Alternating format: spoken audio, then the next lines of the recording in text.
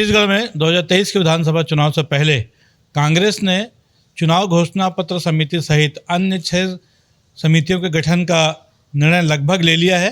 पिछले दिनों दिल्ली में जो बैठक हुई थी और उसमें तमाम बातों पर चर्चा हुई थी और उसमें छत्तीसगढ़ के चुनाव के संदर्भ में भी बात हो चुकी थी। खास बात यह है कि पिछली बार 2018 में जो चुनाव हुए थे उसमें जो चुनावी घोषणा पत्र समिति बनी थी उसके अध्यक्ष टी.एस. सिंहदेव थे, जिन्होंने एक घोषणा पत्र जो बनाया था और जो कि कारगर सिद्ध हुआ और कांग्रेस को 90 में से 68 सीटें मिली थी। एक बड़ी सफलता थी और 5 साल से कांग्रेस की सरकार है इसमें। लेकिन इस बार टी.एस. सिंहदेव ने चुनावी घोषणा पत्र समिति का अध्यक्ष बनने से साफ तौर पर इनकार कर दिया। उन्होंने दिल्ली में हुई बैठक में मल्लिकार्जुन खड़गे, जो कि कांग्रेस के राष्ट्रीय अध्यक्ष हैं, और पूर्व अध्यक्ष राहुल गांधी के समक्ष ही साफ तौर पर इनकार कर दिया था कि वे इस बार चुनावी घोषणा पत्र समिति के अध्यक्ष नहीं बनेंगे। उसके बाद से कांग्रेस के तमाम नेताओं में मंथन हुआ और 4 नाम सामने आए थे, जिनमें नगरीय निकाय मंत्री शिव डहरिया, फूड एवं पर्यटन मंत्री अमरजीत भगत के साथ साथ गृह मंत्री ताम्रध्वज साहू और बस्तर के सांसद दीपक बैज के नाम शामिल थे। लेकिन इन चारों नामों पे भी सहमति नहीं बन पाई और सभी नेताओं ने आखिर में ये माना कि वन मंत्री जो हैं प्रदेश के मोहम्मद अकबर शायद इस मामले में अन्य चारों के मुकाबले ज़्यादा काबिल साबित हो रहे हैं। और लगभग ये तय माना जा रहा है कि कांग्रेस की तरफ से इस बार 2023 के विधानसभा चुनाव में चुनावी घोषणा पत्र समिति के अध्यक्ष मोहम्मद अकबर हो सकते हैं। इस बात का औपचारिक ऐलान होना अभी बाकी है, लेकिन लगभग सहमति बन चुकी है। अगर किसी वजह से परिवर्तन भी होता है तो ये जो बाकी अन्य 4 हैं, शिव डहरिया, अमरजीत भगत और ताम्रध्वज साहू सहित सांसद दीपक बैज के नाम आ सकते हैं। लेकिन ज़्यादातर उम्मीद यही है कि इस बार मोहम्मद अकबर को ये जिम्मेदारी दे दी जाएगी। इसके अलावा जो 6 समितियां बनाई हैं उसमें वो हैं पॉलिटिकल अफेयर, दूसरी है चुनाव अभियान समिति, तीसरी है प्रदेश चुनाव समिति, चौथी है प्रचार प्रसार समिति और उसके बाद 5वीं समिति है अनुशासन समिति और उसके बाद 6ठी है चुनाव समन्वय समिति। इन सब के लिए भी नेताओं को अलग अलग जिम्मेदारी दी गई है। जहां तक पॉलिटिकल अफेयर की बात है उसमें छत्तीसगढ़ की प्रभारी सुश्री शैलजा को ये जिम्मेदारी दी गई है पॉलिटिकल अफेयर की। चुनाव अभियान समिति की जिम्मेदारी छत्तीसगढ़ के स्पीकर चरणदास महंत को दी जा रही है।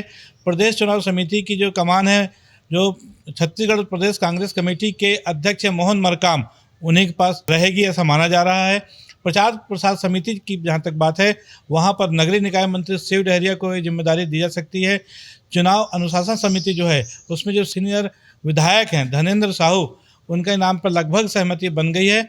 और अंत में चुनाव समन्वय समिति जो तमाम समितियों के साथ कोऑर्डिनेशन करेगी, तमाम नेताओं के साथ कोऑर्डिनेट करके चलेगी, वो जिम्मेदारी प्रदेश के गृह मंत्री ताम्रध्वज साहू को दी जा रही है। हालांकि इन समितियों का अभी औपचारिक ऐलान नहीं हुआ है, लेकिन ये माना जा रहा है कि दिल्ली में जो बैठक हुई थी उसमें इसको अंतिम रूप दिया जा चुका है, सिर्फ औपचारिक घोषणा होनी बाकी रह गई है। तो ये तो तैयारी है चुनाव में कांग्रेस की। वहीं इसके पलट दूसरी तरफ भारतीय जनता पार्टी ने भी 2 दिन पहले चुनावी घोषणा पत्र समिति का ऐलान किया, जिसमें दुर्ग के सांसद विजय बघेल को इसका संयोजक बनाया गया है। उनके साथ साथ संयोजक के रूप में रामविचार नेताम, अमर अग्रवाल और शिव रतन शर्मा, ये 3 नाम हैं जो कि इनके साथ इनको सह संयोजक बनाया गया है। उसके अलावा जो एक चुनाव प्रभारी जो पूरे प्रदेश के रहेंगे वो जिम्मेदारी ओम माथुर, जो कि छत्तीसगढ़ भारतीय जनता पार्टी के प्रभारी हैं, उनको जिम्मेदारी दी गई है। केंद्रीय स्वास्थ्य मंत्री मनसुख मंडाविया, उनको सह प्रभारी बनाया गया है।